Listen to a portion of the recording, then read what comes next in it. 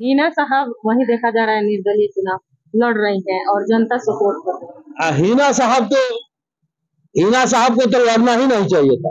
अपने शोहर का इज्जत बचाना था, अपना भी बचाना था और धन दौलत इज्जत शोहरत सब बचाना था। इसलिए कि वो शहाबुद्दीन के नाम पर चुनाव लड़ रहे हैं।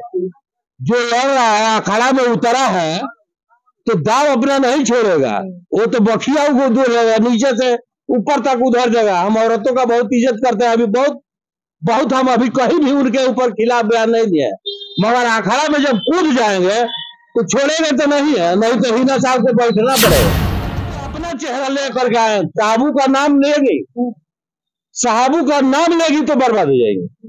उनको कोई वोट भी नहीं देगा साहबू के नाम पर, वो जीत भी नहीं सकती है।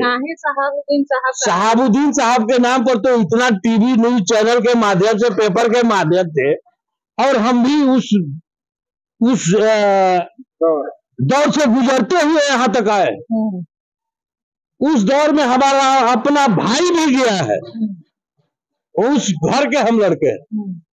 और हीना साहब को हम, हीना साहब का औरतों का हम बहुत, माचिस की तीली, माचिस एक मिलता है 1 रुपये का, उसमें 35-40 रुपये तीली रहता है। तो चाचा से हम कहेंगे ये तीली को भेजिए दिल्ली, और चाचा को नमस्कार करते हैं, आप थोड़ा सा मेहरबानी कीजिए, नहीं तो बहुत परेशानी होगा। है कि चुनाव लड़ने के लिए धोती कुर्ता राजनीतिक लड़ता है। अब धोती कुर्ता का युग गया, अब पैंट शर्ट का युग आ गया है। धोती कुर्ता किसी को देखता है पहनता है, उसमें किसी कोई है कि धोती कुर्ता पहनता है। तो और बिहारी चाचा को कहेंगे कि आपको हो गया बहुत दिन, आप 85 से चुनाव लड़ रहे हैं, आपको इस्तीफा लगा देना चाहिए। अब बच्चा सबको दिल्ली भेजे चुनाव लड़ जाएंगे। जनता क्या है, बुर्बक है? जनता बुर्बक नहीं है। और बिहारी चाचा को तो इलेक्शन में नहीं लड़ना चाहिए, तो अब बूढ़े हो गए, उनको रिटायर होना चाहिए।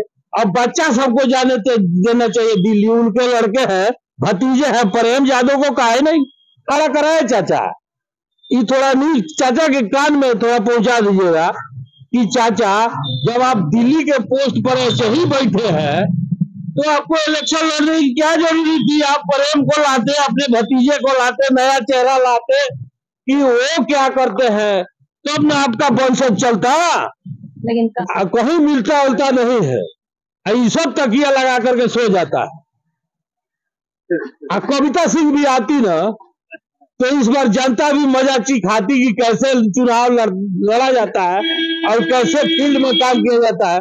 वो तो एक दिन किसी के पास घूमने भी नहीं गई होगी, किसी से पूछने के लिए कि क्या हाल है आपका, जी रहे कि मर रहे। यही हाल ओम प्रकाश यादव का भी है। सांसद कविता सिंह का विकास तो हुआ ऐसी। अब सांसद कविता सिंह, नीतीश कुमार इतना गलती किए हैं कि नीतीश कुमार को कविता सिंह को ही लाना था। नीतीश कुमार तो मान लेकर के टिकट इधर उधर कर देते हैं, 5 साल इनको रखना है, 5 साल उनको रखना है, 5 साल उनको रखना है।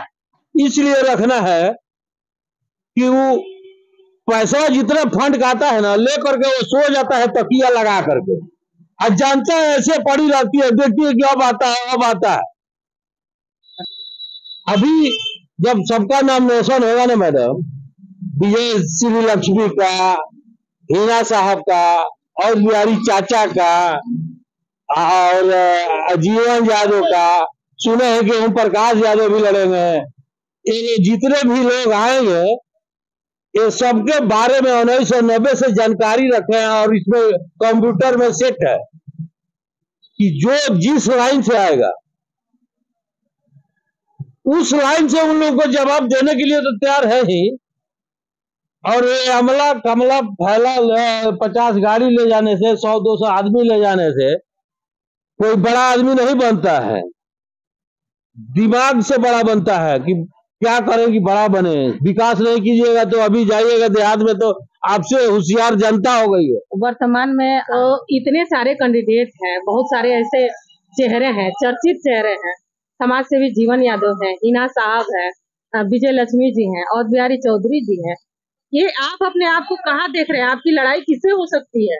हम तो अभी निर्दलीय प्रत्याशी है, ना हमारा किसी से लड़ाई है। और न झगड़ा है न तकरार है। और जो लोग भी है, पैसा कोई माने नहीं रखता है इलेक्शन लड़ने के लिए कि पैसा लगेगा। इलेक्शन तो जनता लड़ती है चुनाव, नेता को अपना छाप छोड़ना है कि हम कैसे हैं। सबसे बड़ा जीवन के लिए उपलब्धि होता है। आइए हमारे साथ एक ऐसे कैंडिडेट है जिनसे हम बात करेंगे कि आखिर इतने सारे कैंडिडेटों में इनका जीरादेई को बाबू नगरी क्यों बनाना है, और शिक्षा और स्वास्थ्य पे हम बात करेंगे। मुंह पे चेहरे को ढकना क्या कारण है? चेहरे का ढकना कारण हमारा था मैडम, यहाँ सिवान जिला के जितने भी सांसद प्रत्याशी हैं सबके आंखों में मोतियाबिंद हो गया है। किसी को विकास नहीं दिखता है कि विकास हुआ है कि नहीं हुआ है। ये लोग कहते हैं कि सिवान जिला में इतना हम लोग विकास कराए हैं कि विकास के नाम पर ये लोग कहीं हमको शर्म लगता है कि कहीं जाते हैं ना देहात में तो हम नहीं बताते हैं कि एमपी का इलेक्शन लड़ रहा है। नहीं तो जनता पहले कहने लगती है कि आप 5 साल कहाँ थे 5 साल, अभी दिखाई दिया इलेक्शन आया तो इसीलिए आंख ढक लिए थे। किसी नेता को दिखता नहीं है। लोकसभा जो है हॉट सीट बना हुआ है, तो सिवान से लोकसभा चुनाव लड़ने का क्या वजह है? सिवान से चुनाव लड़ने का वजह है कि चुनाव लड़ने का मन किया तो लड़ गए। यही विकास देखते देखते हम डॉक्टर राजेंद्र बाबू के पैतृक गांव का निवासी हूँ। कोई भी नेता जाता है तो राजेंद्र बाबू के नाम पर ताली बजाता है और एक माला पहना करके उनका पूरा विकास करता है। अब विकास धरती पर देखिए तो कोई एक छटाक वहां कोई काम नहीं किया, इसीलिए देखते देखते मन कर दिया कि इलेक्शन लड़ेगा।